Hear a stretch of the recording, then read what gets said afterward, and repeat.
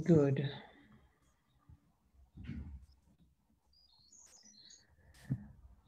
Okay, welcome back. How are you, Ruti? You're having a bit of a cold. Yeah, I am, but I'm good. I'm happy to be here. Good. We're a bit on the raw on the we're like warmed up because we just had a very nice live session in Hebrew. We do 2 every Friday. So we're plunging into the second session in our series, which is called Oh Men, and it is based or it's springing, it is sharing questions, insights, thoughts, feelings we have when we're exploring the realm of men and women and asking what is it that we maybe don't see, that is maybe time to see or time to acknowledge, and what will happen, what would it look like if we shake the boat, if we shake the picture we have about men and women, about the relationships between us. And of course, it starts with the relationships we have with ourselves in the realm of life, but we're focusing on the realm of men and women.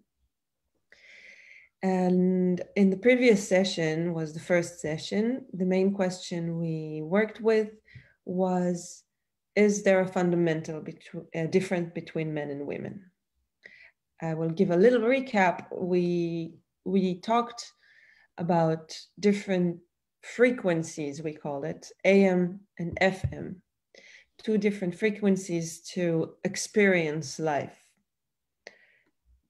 In a short reminder, we said that you can experience the world through the FM, which is knowing and acknowledging that what really is one big mystery, which is constant life-giving energy, which we cannot comprehend, we cannot explain, we cannot understand, but it is us. And it is in everything. It is in us, and it's in everyone, it's in everything, and it's in constant motion. And there's not much to say about it in words. It's super powerful and beautiful and life-giving. Ruti, you say it often, and I think it's the best way to say it. It is life, is the vibration of life. So that's one dimension. And then there's the constant expression of this oneness in different shapes, in a glass, in a phone, in a body, which has an age, a gender, a color of hair. And I am a physical expression, and you are a physical expression of this one. And this is a temporary expression. It's constantly changing. But what happens to us often is that we forget the essence of it. We forget the one, and we think, okay, that's all there is. And then we live as things in the world of things. And we capture the world in this deep sensation of separation. And then we start struggling because I am a thing and you are a thing, and now we need to get along or not get along. And if you think something and I don't think the same, then we can't be friends, we can't create things together. And this is how we live, and this is how we got used to living very, very, very much.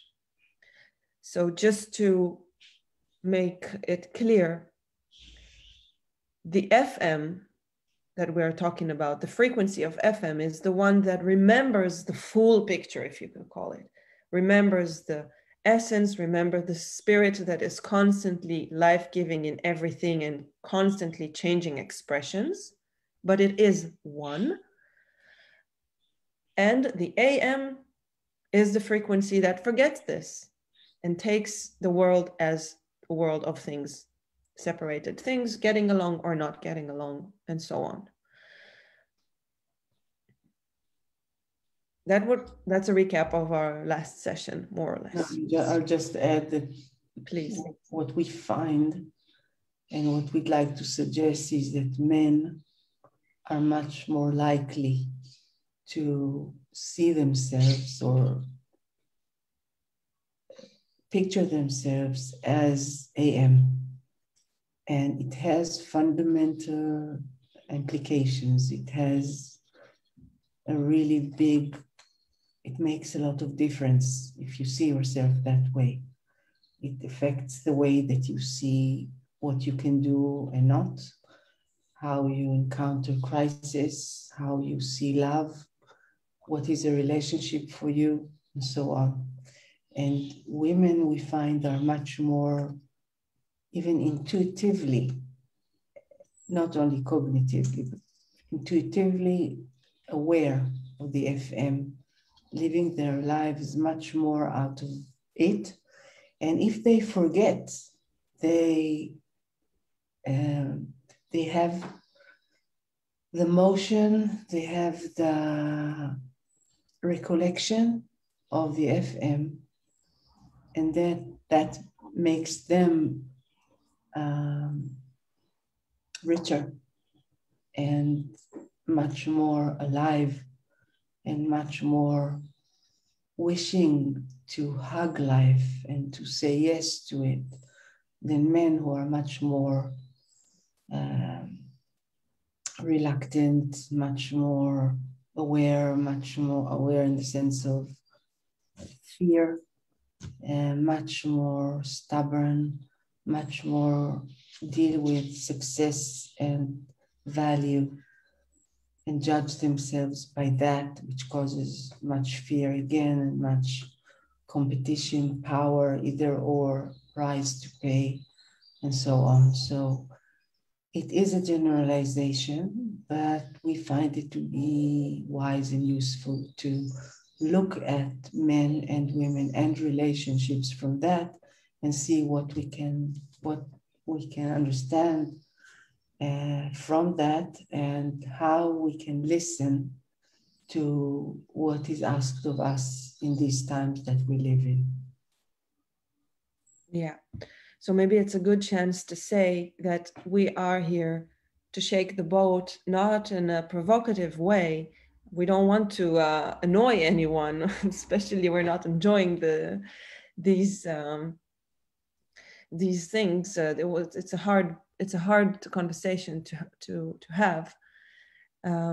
But we want to invite you to listen, not so much from a debate state of mind, but to really ask, okay, maybe it sounds, people don't like when people generalizing, right? Because we like to say that everyone is unique and people are not the same. Don't call people, gender. Okay, this is of course also true.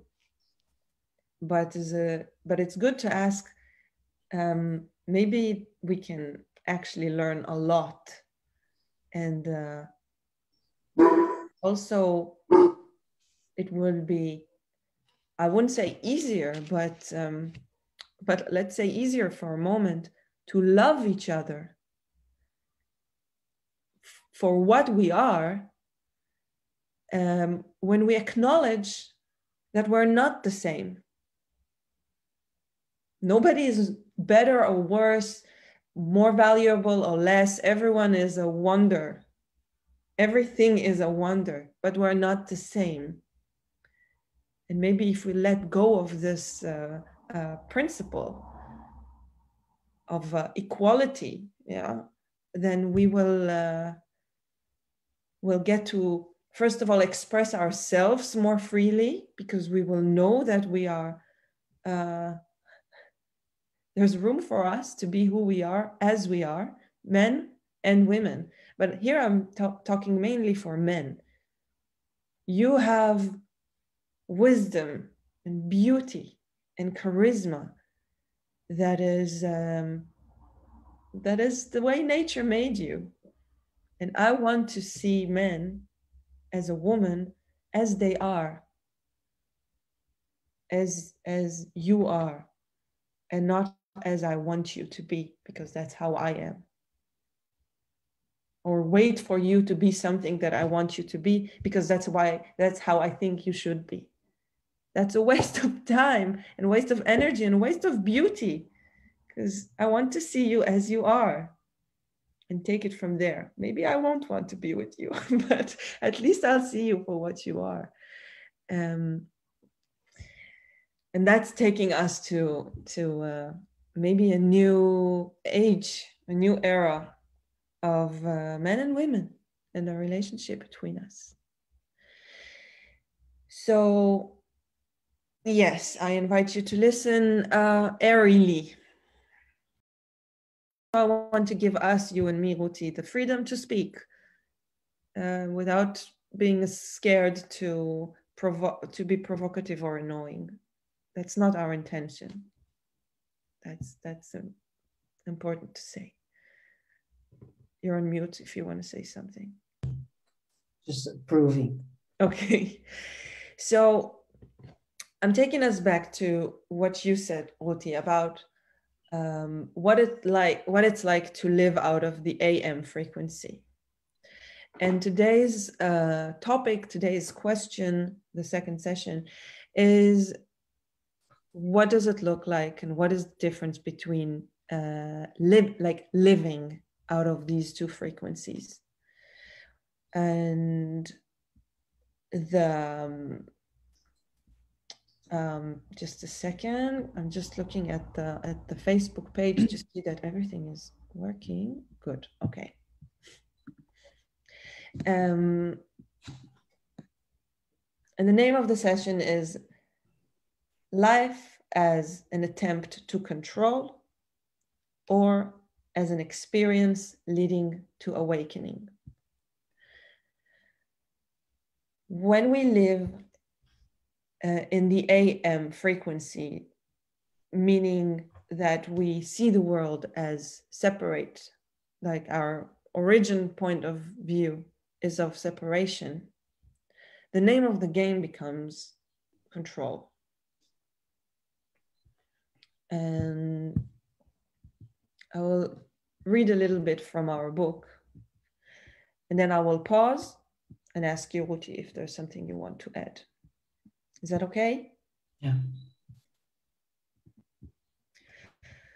Okay.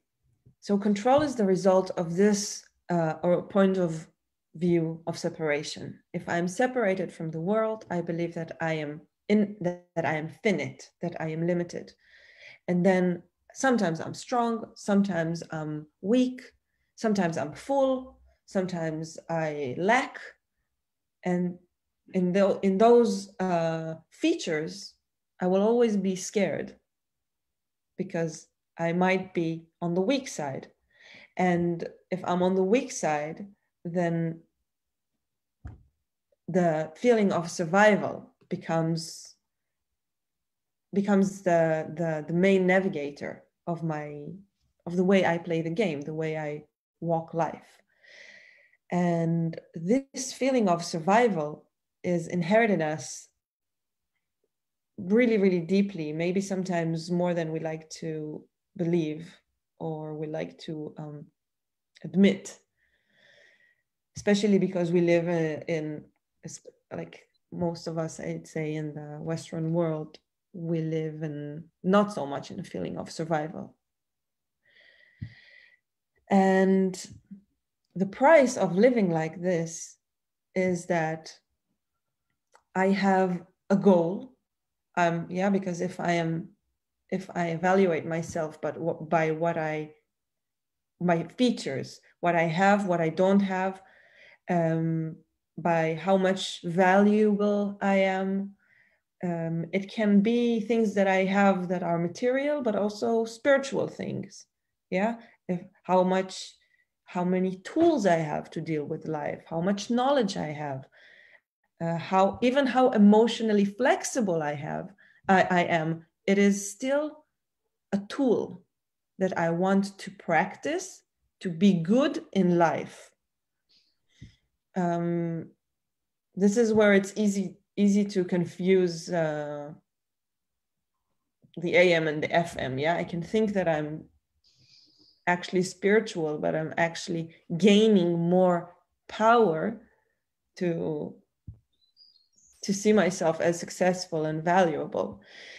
And when I walk like this in life, in relationships, in my job, I will always try to maintain my superiority. I hope I said it right. Superiority, thank you. And I will make sure that I am on top of things. So I might, like, my range of being dominating, like of taking control of the circumstances or of other people, will be important to me. I will focus on this because I need to make sure things happen my way. So I will stay superior. And if somebody is in my way, I will immediately check, I will evaluate, I will measure the hierarchy and the value, and if he can be in my advance, like if he supports my way, he will become my partner. If he is not, he will become my rival.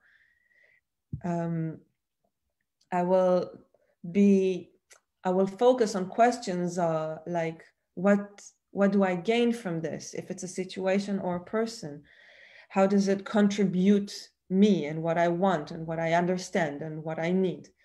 I will speak my voice, focusing on creating a reality that I want to create. And again, if something will be in my way and in the way of this reality, it will become an obstacle, and I would like to remove it, or get over it. I will not want to encounter it. No. And if this is, I'm saying, when I am staying superior in this game. But what happens when someone stronger is coming? Then I will, and I can't fight, let's say, or I feel that I cannot fight, that I will numb myself, because I don't want to be in this position of being weak. So I will either shy away from the situation and find myself another realm where I'm superior, or I will tell myself stories that will not allow this feeling of weakness to be. So I will either numb myself or tell myself story or smoke weed or shy away or whatever. There are so many ways to not meet this feeling. And another thing that will happen is that I will not see anew, because I don't want to be disturbed. I don't want to be shaken. I don't want to meet myself that is not the self that I know. And because stability is the most important thing.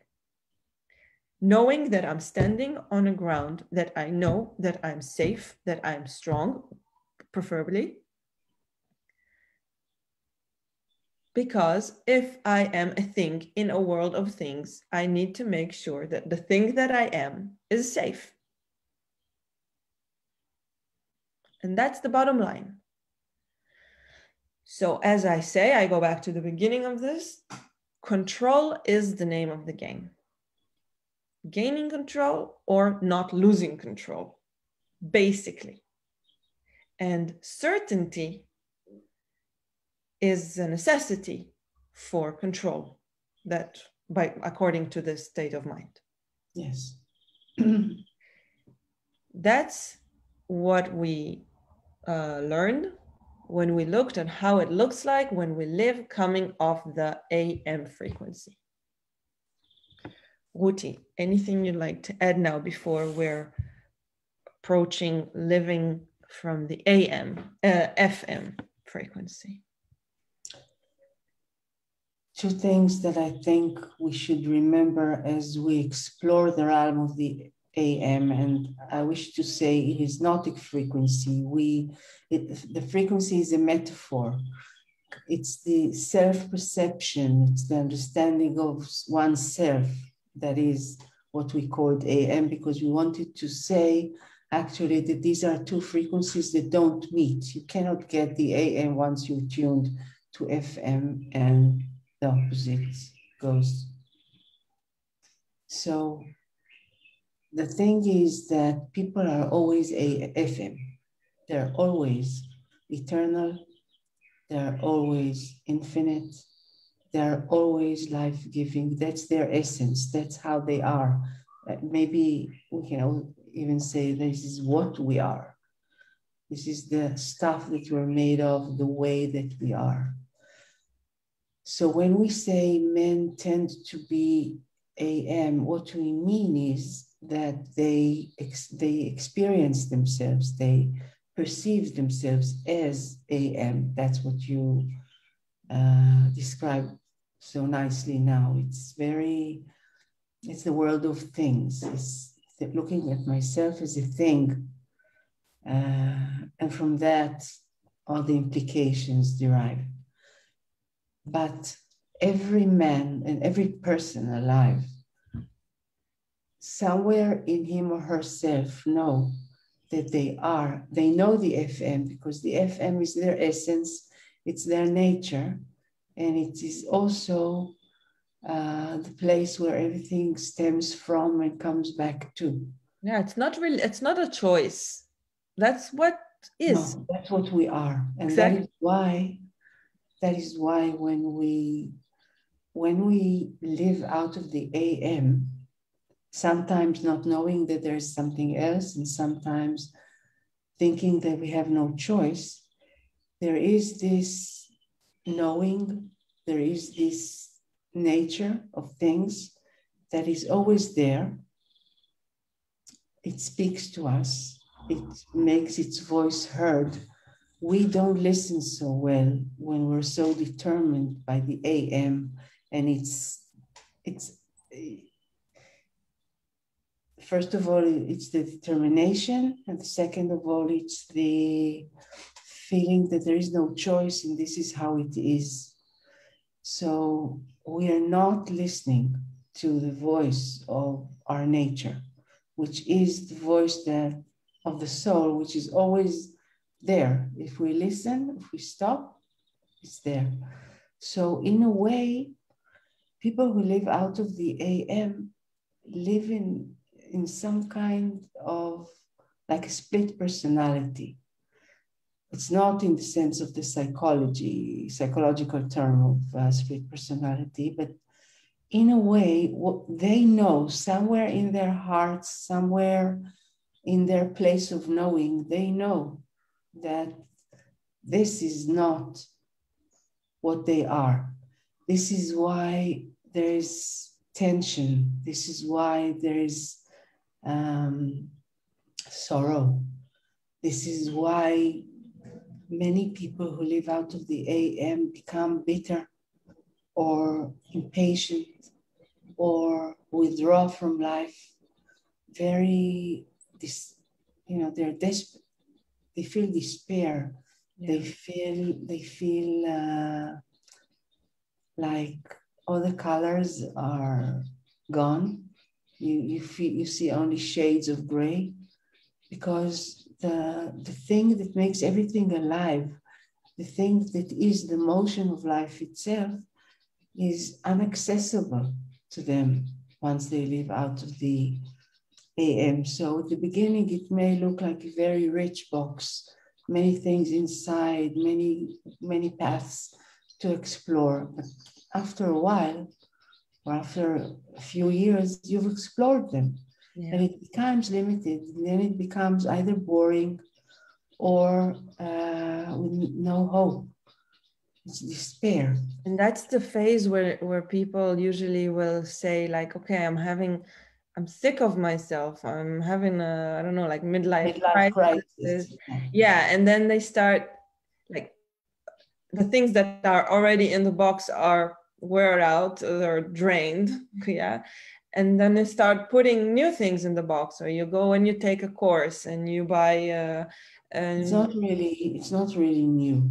It's variations of the things in the box, because yeah, you're refreshing the box. but they're not this refreshing is I will change a woman I'm with to a younger one, so I feel again young. But let's he stays the same. Just one thing. So just one moment. He stays the same. So quicker than before, he will reach that point where he sees that it's no different than what he had before. Maybe he had a few, I don't know, months or years where he felt that he was appreciated, and the young woman looked at him as if he is God and so on. But then she sees him as a person. And for him, that's the end of it. Okay?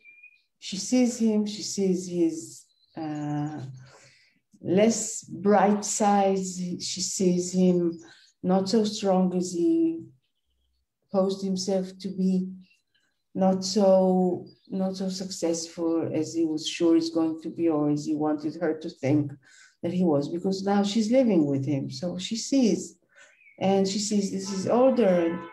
The same ingredients that make up the box are the same ingredients that from them everything is lived out. From them every relationship begins. From them every new job starts. So they are the same ingredients. Nothing is anew.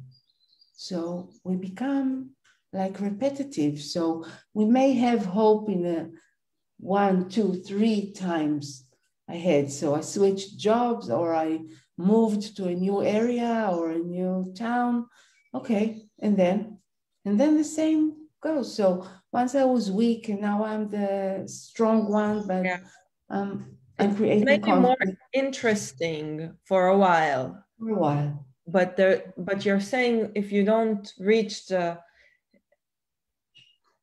if you don't change, like not change, but allow the natural development, the natural evolution of your energy, your natural flow. But it's important to say here, to say what we're saying now very clearly, because we haven't spoken about the FM yet. The alternative is not a regular evolution. The alternative is awakening to our true nature and living it or living by it. And that is very different, and it's also mysterious, because it's not the world of things, it's the world of revelation. Once I say yes and I am present, fully present, I will begin to see everything anew, because everything that I held on to becomes a thing, and I can see that it is a belief, it is a way, it is a method. I might use it sometimes for something, but usually it would become like a shell that just makes its way somewhere and clears the way for us to see. And the ability, I think, to really feel our true nature and to really feel the wisdom that stems from it, and to really know that I am now at home, that what I am looking at is not a thing, and it's not a method, and it's not a way, and it's not something that is like a body. Our body too is something that is mysterious, that is revealing itself to itself. So the whole dimension is not of how to cope with things and not how to manage them or with them. And it's not how to reach or how to prevent. It is utterly different. It is now experiencing life so that we can, through experiencing life as they are or as it is, we can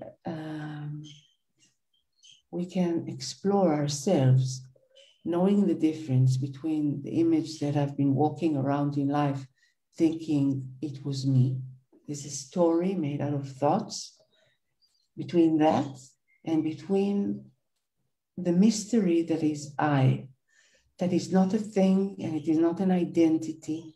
And every encounter allows me to either know it better, the mystery, feel it, allow it to be what runs my life, exploring how my job looks when I come from there, how my parenting looks from there, the love that I have, the couple that I'm, the spouse that I'm with. How does that look when I come from this infinite beauty and love that are our true nature, instead of coming to them from the world of things, believing that I am something or an identity. Can we give an example, like a situation, and like play a little game? How does it look like when I'm coming from the AM, and what is the reality that is created on this path, on this state of mind? And what does it look like if I'm coming from the FM? I wanted to say in what reality it creates, but I immediately see that it's way less predictable.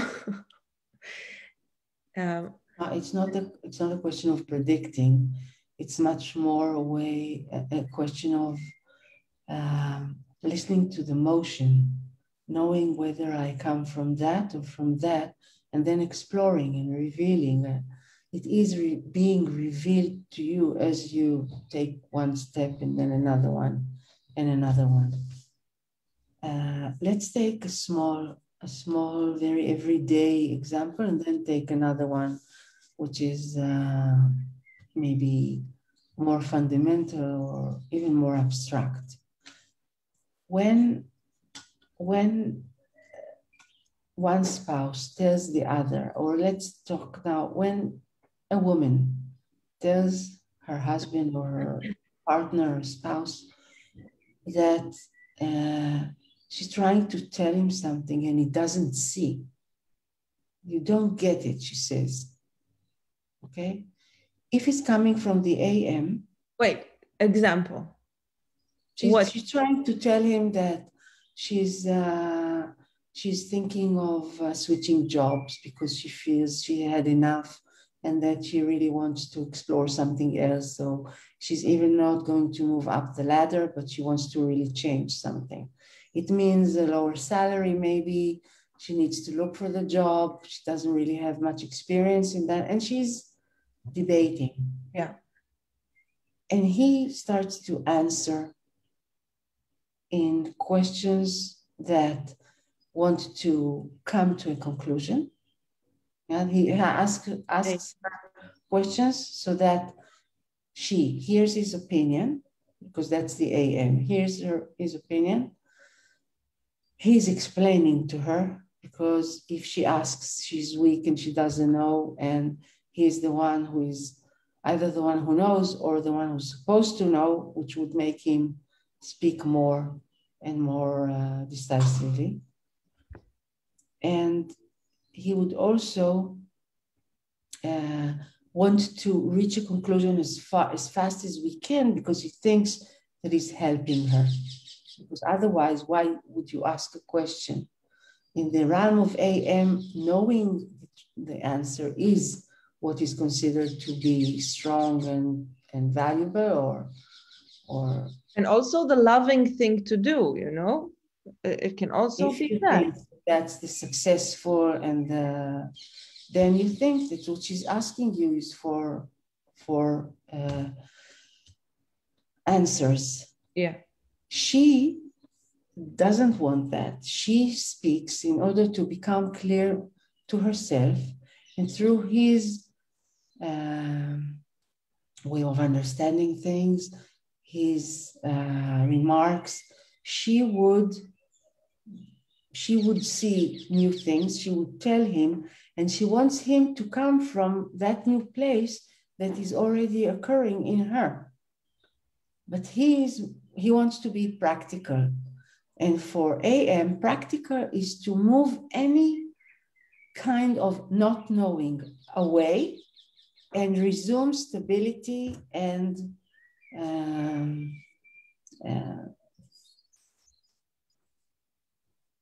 certainty. So she annoys him when she starts to say to him, you don't get it, you don't get me. And then what he would say coming from the AM is, you're criticizing me, I'm trying to help you and you're hurting me. I do know what I'm speaking of, and I think you're not listening right. Okay? Coming from the FM, if he would come from the FM, he would say, what do you think so? What makes you say that? That you don't get me. Yeah, when you say to me, I don't get you, you're seeing something that I don't see. Maybe your intention is different. Maybe I'm lacking knowledge in something, and maybe I'm just not doing whatever you invited me to do. I'm dancing with you, but you wanted to dance waltz, and I'm dancing, I don't know, salsa. So that the thing of asking a question so that I can see whatever I don't see, and then I can resume the mutual movement, one with the other, through the other, does not exist in AM. AM is separatedness. Each one is a body. And this body, first of all, has to make sure it continues to be alive. And then it has to gain more security, stability, certainty, value, so that in the world of danger and complexity, you can cope. That's the thought of the AM. The FM knows that whatever is here is miraculous. That's why there is an infinite number of possibilities and an infinite number of, it's not a number. It's when I come out of infinity, I'm all the time revealing and exploring and transforming and transfigure, because I am not the same anymore. It is not that I became more flexible or richer in opinions or options. It is that I am the matter that I am transfigured. It became anew. Particles that I'm made of are different now, and they have a different magnet, and their shapes are different. Their options and possibilities are different because everything transformed. The AM does not know that. So that when the shape is challenged or criticized or no good anymore, yeah, the way I thought about things, the way I approached issues, then the FM experiences death or threat to die. AM, sorry. And FM says, wow, at last. Yeah. That means that I'm on. That means that I am alive. That I am in life, because that's what happens in life. Shapes change, they transform, they die, they're reborn. Sorry for the cliche, but that's what life does. Right. And I'll just add that what happens so many times in a relationship is that two things. One is that the men are very afraid because of what we said, because if they mistakenly think that they are this shape, this opinion, this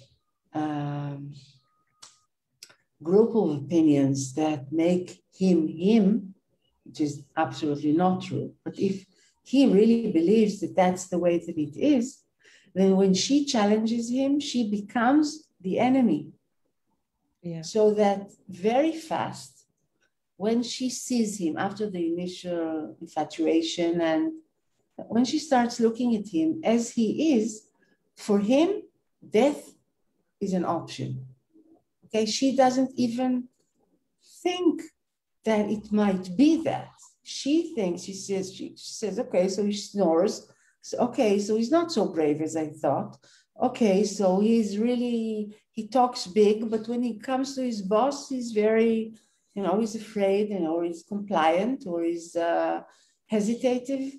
Okay, for her, But aren't for him, yeah, it's a threat of, it's a life and death threat, and I'm not exaggerating.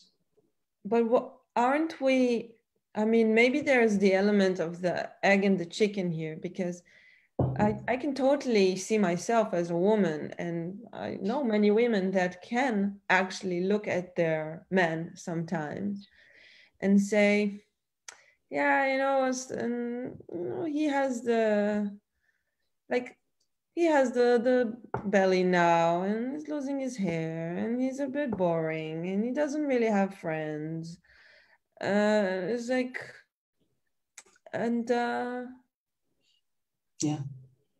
And so you can actually smell the AM when they look at him, or when it can also happen to me, when you look at your spouse and you say, it's not what I ordered, Yeah. But I'm not speaking with humor now, because it's the saddest thing that can happen. It is, but I'm just saying, isn't it also, where is it also, let's say, the woman's responsibility to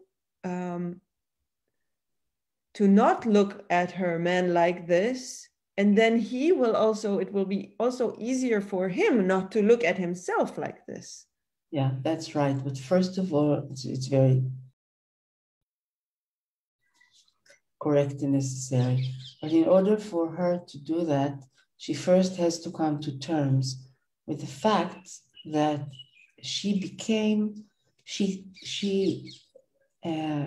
started thinking in many ways, AM wise.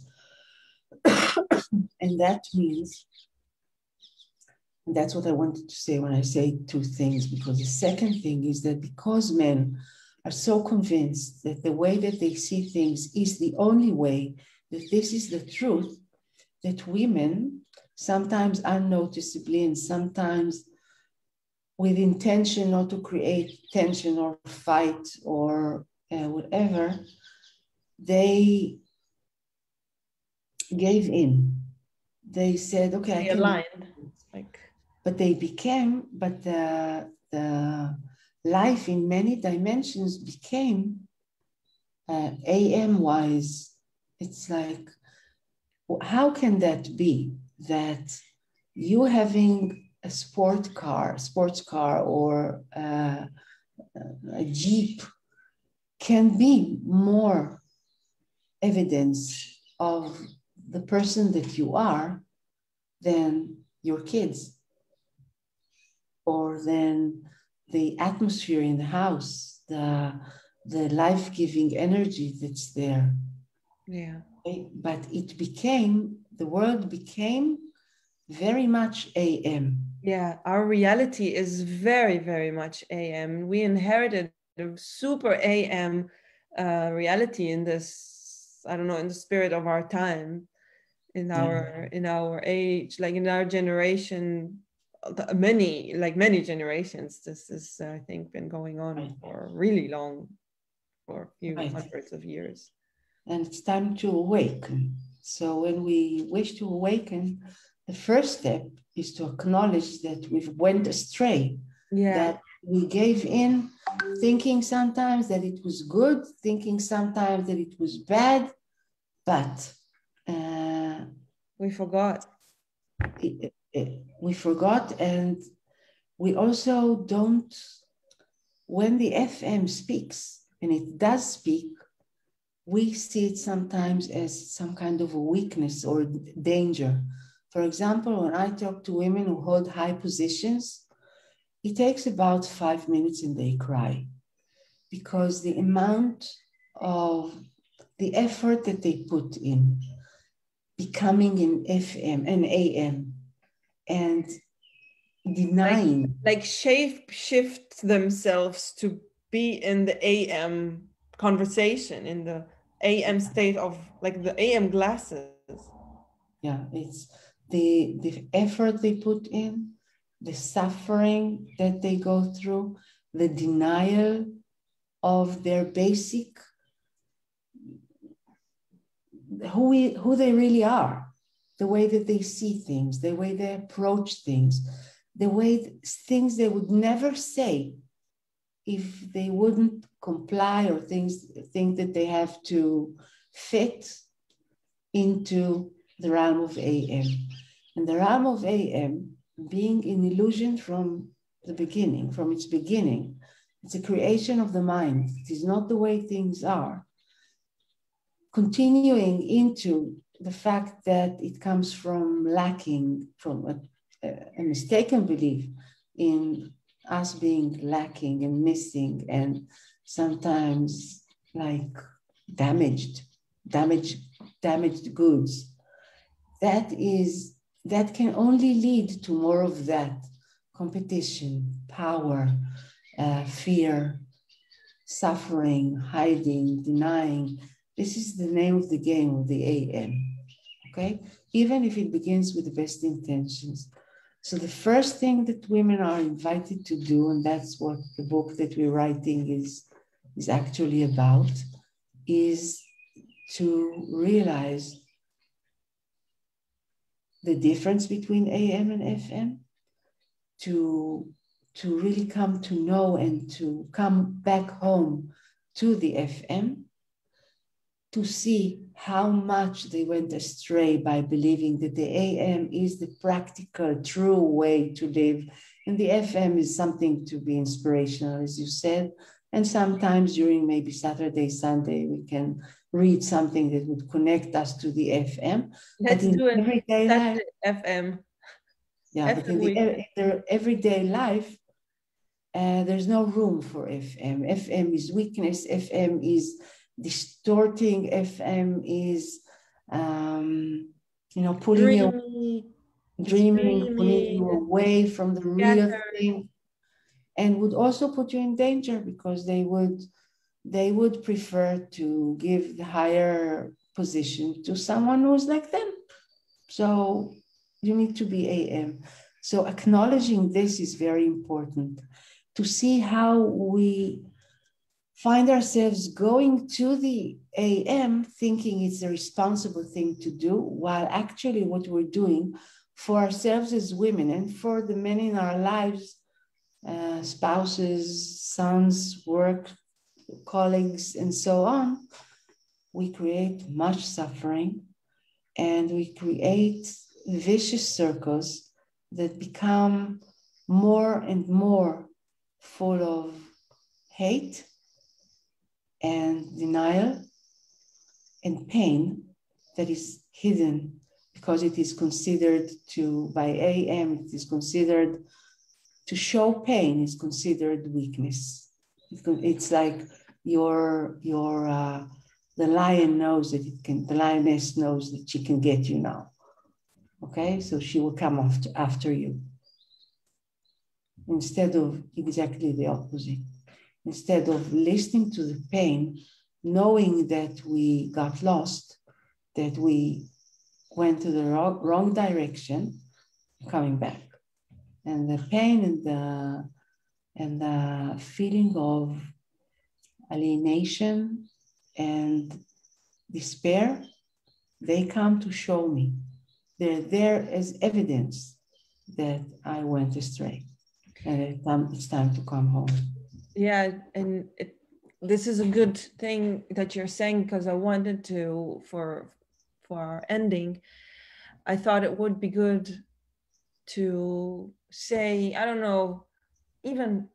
said 3 to 5 things that can help me really in my daily life to notice where I'm looking from, where I'm coming from. Am I in the AM or in the FM? And it doesn't even mean that I have to switch, but at least to start practicing noticing.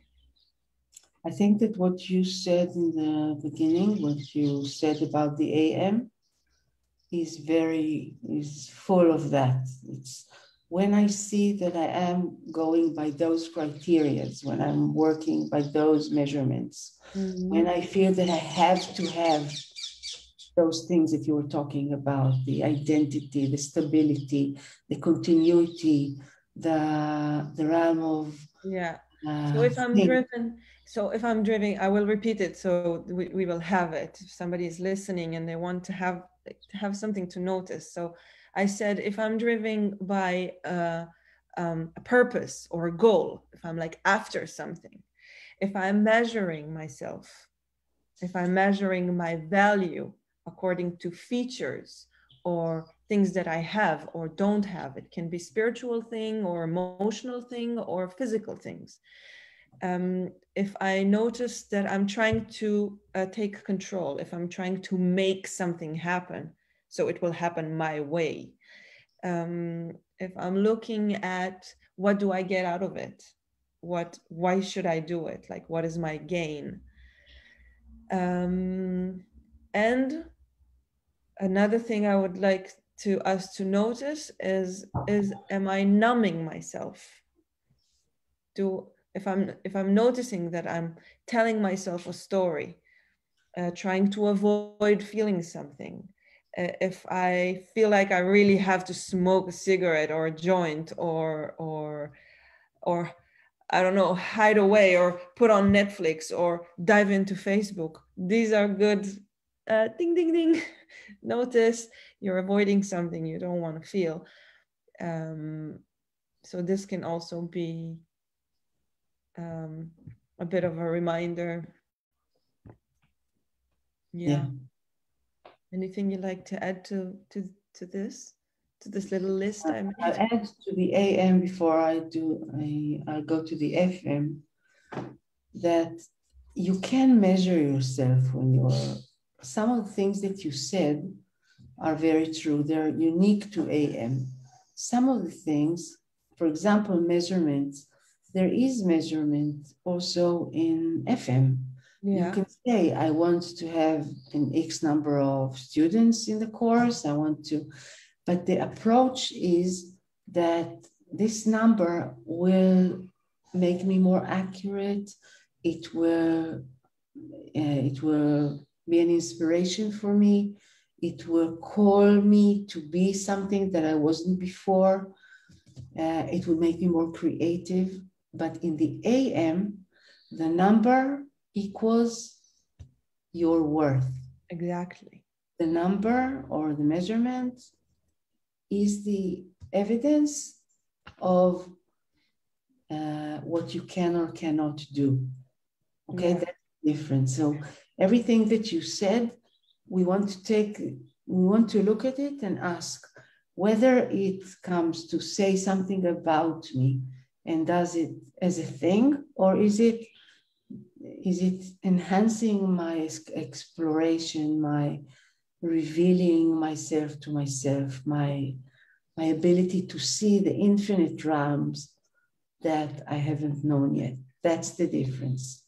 Yeah. So it's not that I don't want to have goals or dreams or things I want to achieve. These are totally coming from the natural motion of the mystery that is me.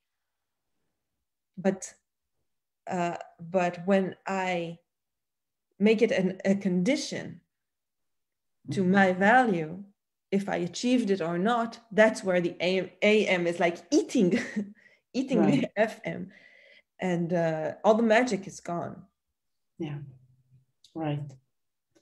So magic is also a good thing to notice. So that's about the FM. We talked about it, and people can derive from what we said. But I think that if I say one thing that is unique to FM is that when I find myself in a situation, or I've created a situation where it's very clear that who I was and the way I understood things are no longer relevant, that would make me feel very moved and happy. and it would show me that I'm alive. If that's the way I am in life, then I am in FM, that I'm coming from FM.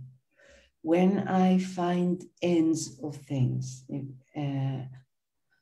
when we conclude something, yeah, when it comes to a halt because it's no longer, and I feel fear and I linger and I hold on to things, that is AM.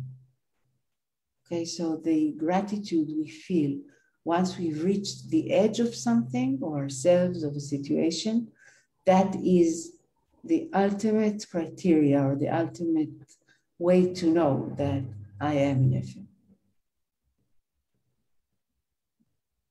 That's another way that I am living my nature, that I am in what really is and not in what we've created and grown to believe that is us. Yeah. So when something comes to an end, I can obviously feel the pain or grief and the goodbye that comes along with it, whether it's death or an end of relationship or a phase in maturity that a person reaches. I can grieve on the goodbye, but I will have a deep feeling of excitement and curiosity and joy and peace. I will have some quietness in me. Yes. That's the FM. And sometimes I've seen this and I've experienced this. So I'm saying it not as a place to reach, but just to know. Sometimes you will also not feel sadness or grief. Yeah. Sometimes when you are really in the moment and in the life-giving energy that we are, then even the saddest things, even the things that we are used to look at as something that would obviously bring along with it grief or pain or fear, they don't when you're in the FM. But again, it's not a place to attain. It's just to know that when you're here, not in any kind of shapes, but really living, dwelling in the source, then shapes come and go, but they all are evidence or manifestations of the one. So nothing really gets lost. Again, it's not a thing to understand and come to it from an understanding, but it's what really is. It's the way that it is. Good. Okay, thank you very much. Thank you. As always, whoever is listening, you're very welcome to comment and get in touch. If you're angry or annoyed or inspired, everything is welcome. We're here to explore together. We're all together in this boat that we are shaking. And we don't have much intentions to reach conclusions, but to have an ongoing inquiry about each other and about ourselves. Good. Okay.